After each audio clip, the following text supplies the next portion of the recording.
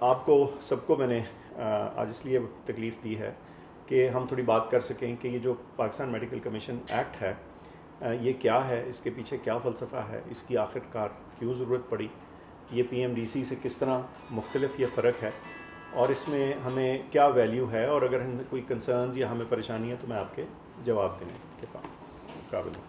اچھا دیکھیں، ہر چیز جو ہے جو بھی ریگولیٹری فریم ورک یا انوائرمنٹ ہوتی ہے اس کو وقت کے ساتھ ہم آہنگ ہونا ہوتا ہے۔ It has to serve the needs of the day.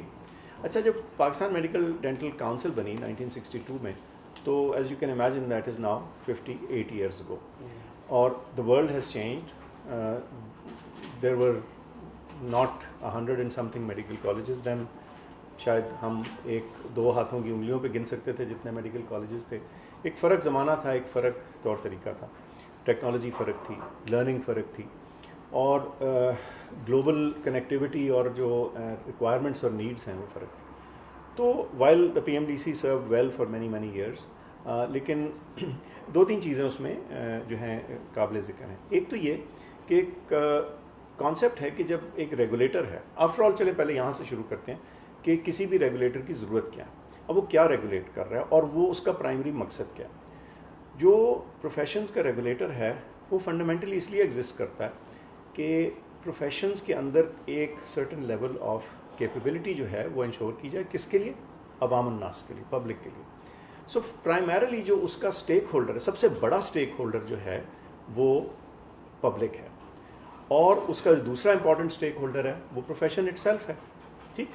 اور تیسرا جو سٹیک ہولڈر ہے وہ حکومت ہے، بیکاز جب کسی بھی پروفیشن کے سٹینڈرڈز اونچے یا نیچے جائیں تو جواب دہ کون ہوگا؟ The government of the day.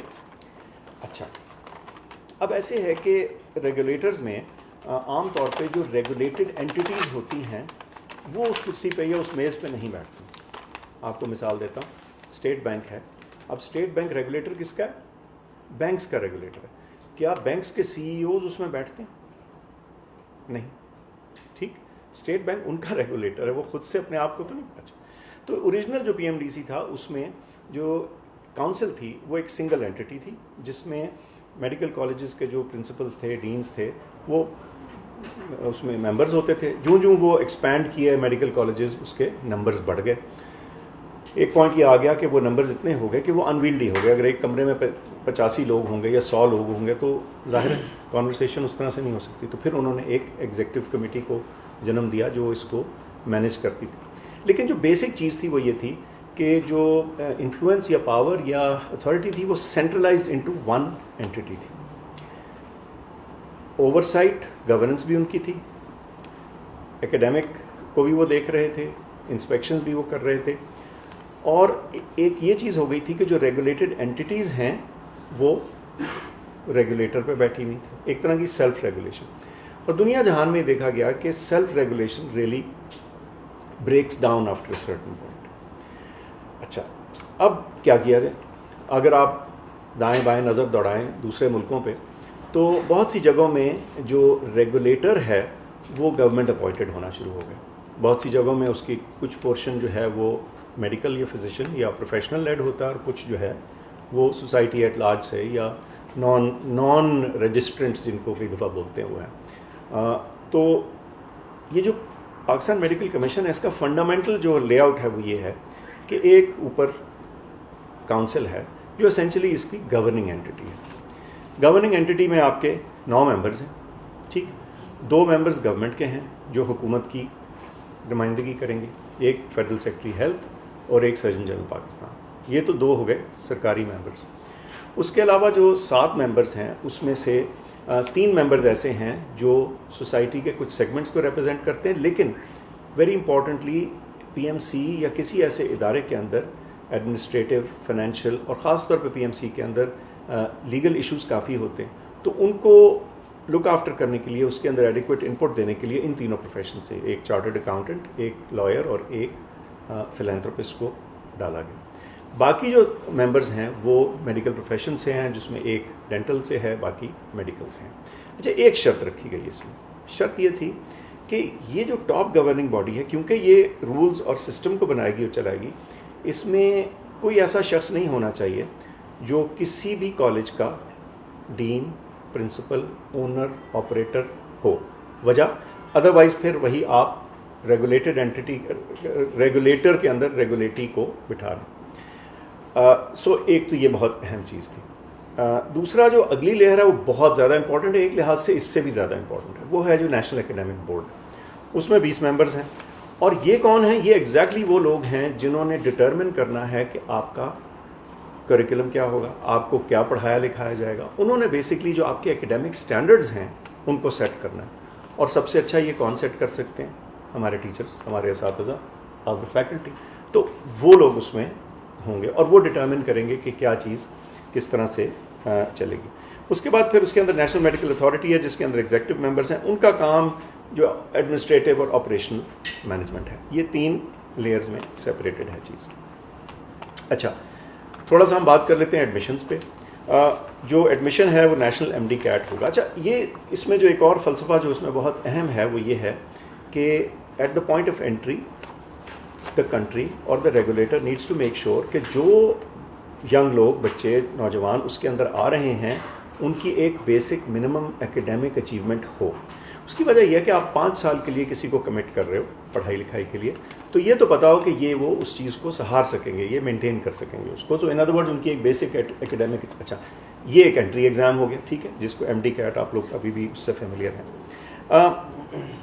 एक इसमें जो फ़र्क चीज़ आ रही है वो ये कि एक एमडी कैट होगा, यकसा होगा, ताकि ये वेरिएशन, चेंजेस ये ना हो, और उसकी सिंगल क्रेडिबिलिटी हो। अच्छा, पब्लिक कॉलेजेस के लिए एमडी कैट की 50% वेटेज होगी। जो प्रोविंशियल गवर्नमेंट्स हैं वो अपने एडमिशन्स कैरी आउट करेंगी प्रोविंस में। पब्लिक कॉलेज एडमिशन्स जो हैं वो प्रोविंशियल गवर्नमेंट की सेंट्रल मेरिट पॉलिसी है, जो भी वो होगी उसके बेसिस के ऊपर होगा। प्राइवेट कॉलेजेस जो हैं वो एडमिशन पॉलिसी अपने कॉलेज की इन एडवांस वो अपनी एफिलिएटेड यूनिवर्सिटी जिसके साथ हैं उससे अप्रूव करवाएंगे और पीएमसी से। अच्छा, और जो एडमिशन पॉलिसी है हर कॉलेज की वो अनाउंस होगी annually eight conclusion of the previous years admissions. जो प्राइवेट कॉलेजेस हैं उनको इजाज़त होगी कि वो एमडी कैट के अलावा ओवर एंड अबव दैट अपना एडमिशन टेस्ट या कोई अपना क्राइटेरिया भी रख सकते हैं। जो तमाम लोग सिस्टम के अंदर एडमिट होंगे उनको, जैसे पहले भी था, उनको रजिस्टर होना पड़ेगा ताकि ये चीज़ वाज़ेह हो जाए कि कौन इस प्रोसेस में जो है वो कमिट हो चुका हो। अच्छा, एक और जो बहुत बहस आती है जिसका मैं जिक्र कर देता हूँ, वो है फ़ी स्ट्रक्चर। ठीक, इस पे बहुत एंग्जाइटी है लोगों को, ये ख्याल है जी, लोग कहते हैं जी आपने उनको खुला छोड़ दिया, जो मर्जी वो करते फिर। पहली तो बात यह है कि जो पब्लिक कॉलेजेस की फ़ी है वो in any case provinces set करेंगे, वो जैसे अभी भी करते हैं। जो प्राइवेट कॉलेजेस जो हैं वो ईच प्राइवेट कॉलेज सेट करेगा ना। इसका मतलब ये नहीं कि वो आज़ाद है टू डू एनीथिंग, क्योंकि जो मैं आपको बाकी चीज़ें बताऊंगा तो आपको एहसास होगा कि जब आप उस फ्रेमवर्क को पूरा मीट करते हैं तो बहुत सारी चीज़ें ऑटोमेटिकली रेगुलेट हो जाती हैं, और बल्कि ज़्यादा बेहतर तौर पर रेगुलेट होती हैं। अच्छा, जो इसकी जो प्रोविज़न है वो ये है कि supervisory regulation of PMC will be commensurate with facilities and quality of education. ये जो आइडिया है ना कि उनको बिल्कुल आप खुला छोड़ रहे हैं, ये बल्कि इसके बरक्स है। क्यों? हर कॉलेज ने अपने सालाना अकाउंट्स जमा करवाने होंगे, ऑडिटेड अकाउंट्स, और उससे चीज़ वाज़ेह हो जाएगी कि वो फ़ी में क्या ले रहे हैं, स्पेंड क्या कर रहे हैं। अगर वो नॉन प्रॉफिट हैं तो क्या वाकई वो नॉन प्रॉफिट है, या वो बहुत सारा प्रॉफिट अगर कमा रहे हैं तो वो भी चीज़ वाज़ेह और पब्लिक के सामने हो जाएगी। दूसरी चीज़ जो कई दफ़ा लोग कहते हैं कि जी बहुत से प्राइवेट या कोई भी एजुकेशन इंस्टीट्यूट्स ये कर सकते हैं कि जी आपको दाखिल किया, अब आप दाखिल हो गए, कमिट हो गए, अब वो फीसें बढ़ानी शुरू हो गई, कैप्टिव हो गए ना आप उसके। ऐसा नहीं है, उनको पूरे 5 साल का फ़ीस स्केड्यूल उस कोहोर्ट के लिए पब्लिश करना पड़ेगा, और आपके दौरान एजुकेशन उसको वो एनहांस नहीं कर सकते, उसको चेंज नहीं कर सकते। सो आज जो क्लास एंटर हो रही है उसके माँ बाप को आज पता होगा कि ईयर 1 में क्या है, ईयर 2 में क्या है, 3 में क्या है, 4 में क्या है, और वो लॉक इन हो जाएगी। अच्छा, सो तमाम जो MBBS का या BDS का प्रोग्राम है उसके दौरान वो चेंज नहीं हो सकेगी। This is a very important point two remember. अच्छा, जो फिक्स फ़ी है उसके अलावा ये जो एडिशनल फ़ीस दिए वो दूसरी चीज़ें लोग करते वो नहीं हो सकती, ठीक है ना, डोनेशंस एक्सेट्रा। अच्छा, अब एक चीज़ आप जहन में रखिए कि जब, अब मैं उसके ऊपर आता हूँ NLE के ऊपर भी, لیکن جو کوالٹی آف فائنل پروڈکٹ ہے نا وہ جسے کہتے ہیں نا کہ سورج کی طرح واضح ہو جائے گی. کیوں؟ جب آپ نے اینڈ پہ امتحان لیا، میں اس کی الگ سے بات کروں گا، آپ اس کے دو مقاصد ہیں جو لائسنسنگ ایگزام ایٹ ہیں، اس کے دو مقاصد ہیں. مقصد نمبر ایک تو یہ ہے کہ ہمیں پتہ چل جائے کہ ایک انڈیویجول بچہ یا بچی نوجوان جو پاس ہو رہا ہے کیا وہ ایک بیس لیول کی کمپٹنس یا کیپیبلٹی رکھتا ہے کہ نہیں. ان کے لیے تو یہ ایک لو سٹیکس ایگزام ہوگا. اس کا مقصد قطعی کسی کو فیل کرنا نہیں ہوگا، بلکہ یہ تھوڑی سی ری ایشورنس ہوگی کہ یہ تمام جو گریجویٹس ہیں جتنے بھی کالجز سے آ رہے ہیں کیا وہ ایک بیسک سمپل سٹینڈرڈ کو میٹ کر رہے ہیں نہیں. اور اس کا سٹینڈرڈ یوں کر کے رکھا جائے گا کہ جس کسی نے بھی ایک ریزنیبل MBBS کا کورس پڑھا ہے اور امتحان دیے ہیں وہ اس میں پاس ہوگا. لیکن اس کا ایک اور فائدہ، یہ ایک بیرومیٹر ہوگا، ایک تھرمومیٹر ہوگا of the quality of education being imparted in the organisation. اگر ایک کالج ہے جس کے 99% بچے جو ہیں وہ فرسٹ اٹیمپٹ میں NLE میں پاس ہو رہے ہیں، اور اس کے برعکس ایک کالج ہو جس کے 50% بچے NLE میں پاس ہو رہے ہوں، تو سٹینڈرڈز اور ان کی جو ویریشن ہے وہ واضح ہو جائے گی. اس کے دو چیزیں ہوں گی، یہ رینکنگز میں مدد کرے گا، میرٹ میں مدد کرے گا، اور سب سے بڑھ کے یہ کہ جو اگلی کلاسز ایڈمٹ ہو رہی ہیں پیرنٹس اور بچے ایڈمیشنز جن کی ہو رہی ہے وہ بھی سوال پوچھیں گے کہ بھائی آپ نے 5 سال پڑھایا اور آپ کا کمپیئر ٹو دیٹ کالج اور that college where do you stand. In fact it will actually make sure کہ پرائیویٹ کیا اور پبلک کیا، ہمیں ہر کالج کی جو آؤٹ پٹ ہے، جو فائنل پروڈکٹ ہے، اس کی کوالٹی میجر کرنے کا ایک موقع مل جائے. تو اس کے دو مقاصد ہیں جو میں نے ذکر کیا. اچھا، جو تمام پرائیویٹ کالجز ہیں ان کو SECP کے ساتھ رجسٹر ہونا پڑے گا تاکہ ان کے اکاؤنٹس اس طرح سے آڈٹ ہو سکے. اور اچھا، ہاؤس جاب یا لائسنسنگ کی بات کر لیتے ہیں. ہاؤس جاب مینڈیٹری ہوگی، گرانٹ آف پروویژنل لائسنس ہوگا. جب آپ MBBS کرتے ہیں تو لائسنس ہے. یاد رکھیے کہ ایک اور فرق جو میں سمجھتا ہوں کہ کئی دفعہ لوگ نہیں سمجھتے، جو آپ کی ڈگری ہے وہ ڈگری ہے، the other is the licence to practise. تو آپ کو پروویژنل لائسنس تو مل گیا، آپ کو ڈگری ملی، وہ لائسنس مل گیا. اور ہر جو کالج ہے اس کے اوپر لازم ہوگا کہ وہ اپنے گریجویٹس کو پیڈ ہاؤس جاب فراہم کرے. یہ بہت امپورٹنٹ بات ہے، ورنہ آپ کو پتہ ہے اکثر اوقات یہ چیز کوشچن میں آ جاتی ہے. اگر ایک کالج جو ہے، یہ بڑی اہم بات ہے، جو ہاؤس جاب نہیں پرووائڈ کرتا shall reimburse stipend paid to graduate by any other training hospital. This is a very important major کہ اگر آپ فل لینتھ آف جو اپنی ٹریننگ ہے جس میں 5 سال تعلیم اور وہ ایک ایڈیشنل ہاؤس جاب، اگر آپ وہ نہیں پرووائڈ کر رہے اور بچے کو اور اسٹوڈنٹ کو، ینگ گریجویٹ کو کہیں اور جانا پڑ رہا ہے، تو پھر اس کی کچھ کانسیکوینس بھی ہے اس کالج کے لیے، تاکہ ان کے اوپر انسینٹیو ہو کہ دے میک شیور کہ ان کے ہاں ایڈیکویٹ اور proper house job available. House job stipend جو ہے وہ ایک جیسا ہوگا، یکساں ہوگا. پروویژنل لائسنس میں نے آپ کو ذکر کر دیا. اچھا، فل لائسنسنگ. اب سوال یہ ہے کہ پھر سے لوگ پوچھتے ہیں کہ اس کی کیا ضرورت ہے. دیکھیے، ساری دنیا میں، اور یہ ہم اکیلے نہیں، ساری دنیا میں گریجولی لوگ اس طرف کو آ گئے ہیں. ڈگری اپنی جگہ، that's your educational qualification, that is certified by the HEC. In any case ان کا رول ہے یہ ہائر ایجوکیشن کے اوپر نظر رکھنے کا اور دیکھنے کا. لیکن licence to practise is an additional thing, and licence to practise دنیا جہان میں لائسنسنگ اتھارٹیز ہی کرتی ہیں. And this is to ensure کہ آپ کا ایک یونیفارم اسٹینڈرڈ ہو، اور وہ جیسے میں نے بتایا کوالٹی چیک بھی ہے. اس کا آئندہ آنے والے دنوں میں ایک اور فائدہ یہ بھی ہوگا کہ جب انٹرنیشنل ادارے یہ دیکھتے ہیں کہ ایک کنسسٹنٹ باڈی ایک امتحان لے رہی ہے اور وہ ویریفائبل اور کریڈیبل امتحان ہے اور اکراس دا بورڈ ہے، تو یہ بھی عین ممکن ہے کہ وہ اپنے جو ان کے اپنے پلیب اور اس طرح کی چیزیں ہیں اس میں بھی ہو سکتا ہے وہ کسی قسم کی برابری ایکویولنس گرانٹ کرے. یہ میں آئی کانٹ گارنٹی، نیچرلی یہ تو ان کے اس پر ہے، لیکن جب آپ یہ چیز تعین کر دیتے ہیں تو خود بخود اس کی جو ٹرسٹ اور ویریفائبلٹی ہے وہ بہتر ہو جاتی ہے.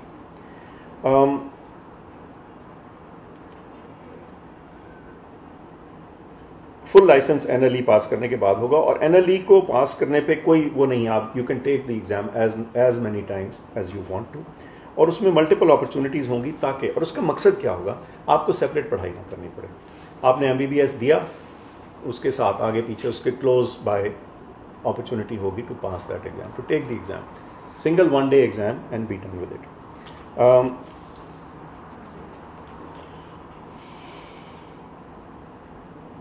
کچھ اور بھی ڈیٹیلز ہیں, we can talk about that in little bit. Academic board کیا کرے گا؟ ایکیڈیمک بورڈ جو ہے وہ accreditation standard for recognition and affiliation of medical dental college وہ ڈٹرمن کرے گا. ان ادر ورڈ اسٹینڈرڈس جو ہیں وہ ایکیڈیمک بورڈ تعین کرے گا. اس کی جو اپلیکیشن ہے وہ of course will be to the universities regulator, اور یونیورسٹیز کا ریگولیٹر کون ہے؟ HEC. جو کریکولم ہے وہ مینڈیٹری فالو کرنا ہوگا. ایکیڈیمک بورڈ کے پاس یہ حق ہوگا کہ وہ ڈٹرمن کریں گے کہ جی یہ چیز ہے جو نیشنل کریکولم ہے BDS میں یا MBBS میں ہونا لازم ہے, اس سے آپ باہر نہیں جا سکتے. وہ ری ویلیڈیشن کی بھی اسٹینڈرڈز وہ سیٹ کریں گے. جو فارن انسٹیٹیوشنز ہیں ان کو ریکگنائز کرنا یا نہ کرنا وہ بھی ان کے اختیار میں ہوگا, کیونکہ یہ بھی ایک بہت امپورٹنٹ فیکٹر. اور of course any college failing to meet the standard shall not be recognised. اچھا, ریکگنیشن اور انسپیکشن میں PMC جو ہے وہ ریکگنائز بھی کرے گی, نوٹیفائی بھی کرے گی foreign under graduate and post graduate institutions, تاکہ اس کے اوپر بھی ایک نظر اور کنٹرول ہو. اور اسی طرح Pakistani and foreign post graduate qualifications کو بھی PMC دیکھے گی. اس کے علاوہ جب کنٹینیوس پروفیشنل ڈیولپمنٹ یا CME ٹائپ چیزیں آتی ہیں وہ بھی انہی کے ڈومین میں ہوں. اور PMC can carry out inspection for any recognition that it seeks to grant. تو یہ بھی ان کے پاس ایک طرح کا اسپیشل رائٹ حاصل ہے کہ وہ کسی وقت بھی دیکھ سکتے ہیں اس کو. اچھا, جو انڈر گریجویٹ کالجز ہیں ان کی جو فنڈامنٹل انسپیکشن ہے will be by HEC and affiliated university as per accreditation criteria notified by the PMC academic board. اب اس کو تھوڑا سا سمجھیے. اسٹینڈرڈ ایک اینٹی سیٹ کر رہی, کرنا کسی اور نے. سو اس کو deliberately there is a separation between the entity that is setting the standard and the entity that is actually going to check on that standard. تھوڑی سی separation of duties ہے, otherwise بہت جب centralize آپ کر دیتے ہیں تو it leads to all sorts of other difficulties.